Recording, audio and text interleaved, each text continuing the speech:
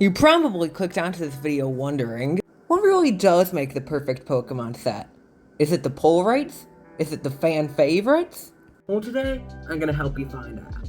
One thing that strongly impacts people's opinions on the set are the pull rates. One thing to know about the Pokemon TCG, people love getting some good pulls. So with sets like Astral Radiance and Lost Origins having higher than usual pull rates, the Pokemon Corporation sales numbers have been undoubtedly higher. Don't make the cards too easy to pull, because if you do that, it'll make the set worth much less than it should be. Which leads me on to my next point. People love getting their money's worth. So that's why people gravitate towards sets like Lost Origins and Evolving Skies, because you can get your money's worth with them. But then you have sets like Pokemon Go, which absolutely tanked. Keep in mind these prices are only after 2 months.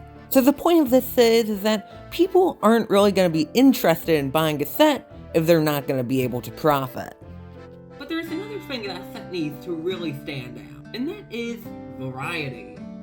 A restaurant won't be successful selling the same dish all year round, so when you do something different, more people will be interested. And the same thing applies for Pokemon cards. You can't just have Mewtwo's and Charizards walking around. Sometimes you gotta have your Cyphers and Ho-Oh step in, just for a bit more variety. Sets like Fusion Strike do a wonderful job at including a wide cast of Pokemon.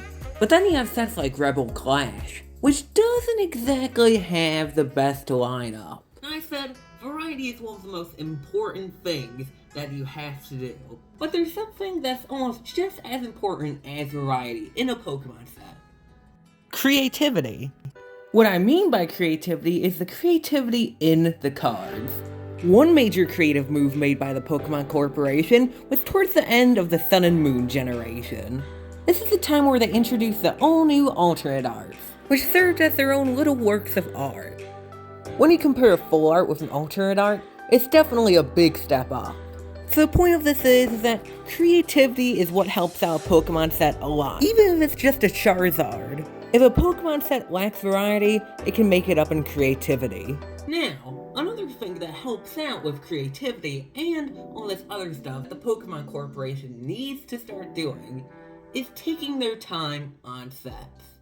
If you guys didn't know already, the Pokemon Corporation comes out with 6 sets per year, or every other month.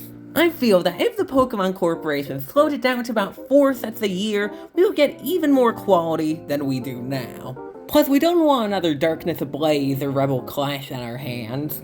So the moral of the story, Rome wasn't built in a day, neither are Pokemon sets.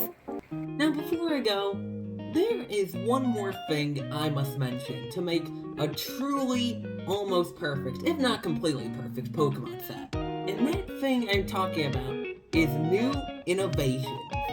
During the Diamond and Pearl generation, there were a lot of new innovations. From cards marked with a gold star, all the way to gym leader cards, there were plenty of innovations during this era of Pokemon, and if a certain set could replicate that, it would be groundbreaking. However, there was a bit too much variety. C level X's, G cards, and regular level X's. The list goes on and on. So, all in all, those are the things that would make an almost completely perfect Pokemon set that almost everyone would enjoy. Well, that's it for the video. Thanks for watching. Always remember, Charizard is temporary, Arceus is eternal. You can check out one of my other videos right there. Anyways, I'm going to be headed out. Bye-bye now. And also, here's a special shout out to Blue Wave Gaming. Definitely an amazing server, and I recommend you check them out. Links in the description.